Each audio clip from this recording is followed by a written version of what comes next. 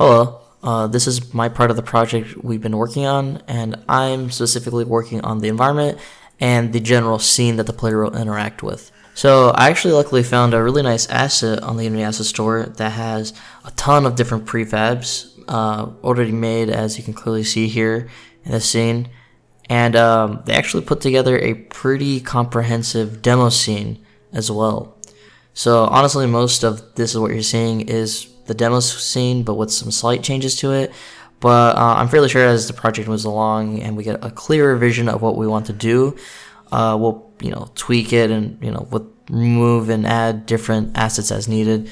But since the general idea is to kind of use a magic-esque power system in a one-on-one duel scenario, I thought a big grassy area with foresty kind of trees and everything seemed kind of fitting for what we're doing here. So I wanted to show that I have some basic form of a UI working here, and as you can see here, there's a kind of a laser pointer functionality where I have it pointing out from my controller, and when I hit the trigger, it changes from this black line to a green line, and it always stops whenever it collides with some collider. So as you can see here, the pointer is actually going through this black transparent panel because there's no collider on it, but it's actually stopping at each of the buttons because I had a box sliders to them. And when I click the trigger while the pointer is colliding with one of the buttons, it starts like an on-click event, and it will spawn a projectile from my controller, as you can see here. And also, as you can see, the different buttons actually spawn different projectiles.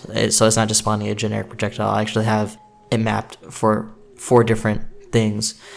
And as you can see, the functionality is very, very basic, but it's just more of a proof of concept. When later we want to add maybe more complex or more robust effects or interactions, we can use some kind of basic UI to select different powers and be able to actually use those effects. So yeah, that's all I really wanted to show here.